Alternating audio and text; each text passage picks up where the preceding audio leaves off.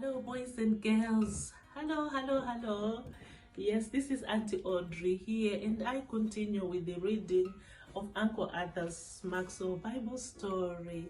These are just readings, boys and girls. So if you've got the book, you can follow along. If you don't have, you can actually follow the stories in your Bible. If not, you can just listen to me, and I'm sure you get my accent the way I'm reading to you. I hope you understand it, and I also hope that you are enjoying this book as much as I'm doing, and I'm learning a lot about creation. We are on story 7. It says the animals appear. So remember, yesterday on story 6, it was the fish of the sea that God created, and all the beautiful birds of the air that he created on day 5. But now on day 6, now the animals do appear. The big ones, they appear. So it is found in Genesis 1 verse 24 and verse 25. For a few short hours, the birds had the world all to themselves. They flew happily through the air, perched on the branches of the trees, and walked or waddled through the flower-strewn meadows. No doubt they thought, if birds can think, what a lovely place God had made for them. But God had not made this marvelous, wonderful wonderland just for them. Early on the morning of the 6th day, a loud roar shook a forest. Chirping and twittering, birds exploded into the air from nearby trees.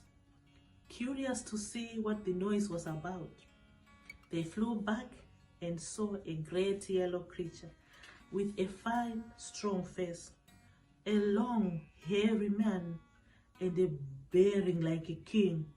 It was the first lion to roam the earth. Look over there, what a strange animal, with 4 long legs, a big long neck, and such a funny face. A giraffe, of course, ambling by with its head high in the air. It almost knocks the smallest birds out of the tree. And what is this huge creature with legs like tree trunks, big flapping ears, and little tiny eyes? On the end of its nose is a long tube, which it tosses this way and that, sometimes putting it into its curious little mouth.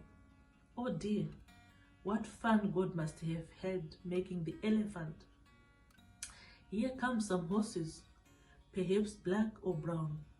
They gallop gracefully by with their heads tossing and their feet going clippety-clop in perfect rhythm. Now a couple of zebras with strange markings on their coats trot past. Here come 2 leopards with spots all over them, a crocodile waddling on its little short legs, a hippopotamus trudging by with its huge mouth open, a camel with its humps, a deer with its antlers, a bear with its long, shaggy coat. What a procession! And to think that God designed and made all these creatures in such a short time. Yet this is not half the story. Not only did he make all the big animals, but he made the tiny ones too.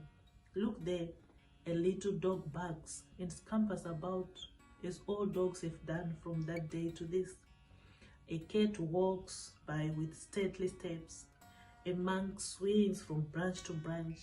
A chipmunk makes funny faces. A gopher burrows fast to make a home for itself in the earth.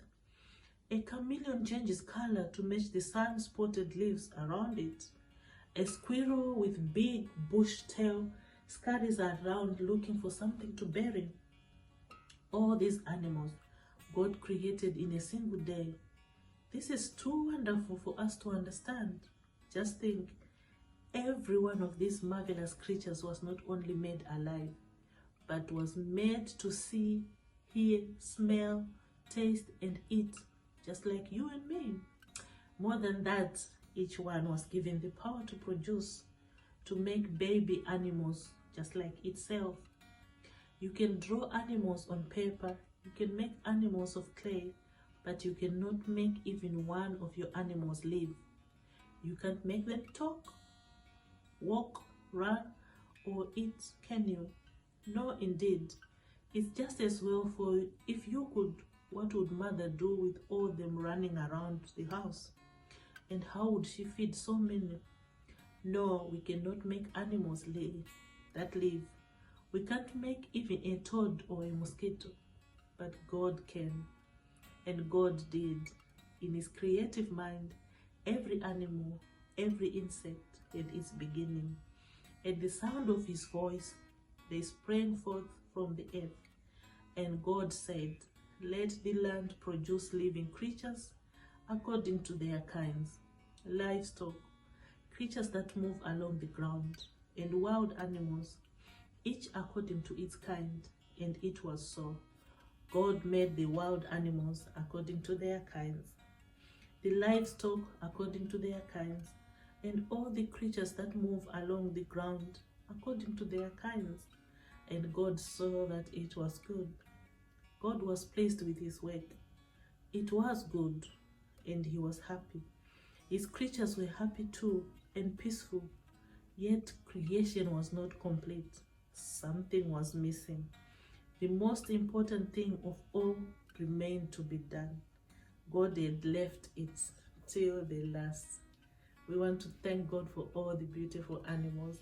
I know you love your dogs. Some have cats, some have pretend dogs and cats, but it's all nice the same. Thank you for tuning in, and God bless you. Amen.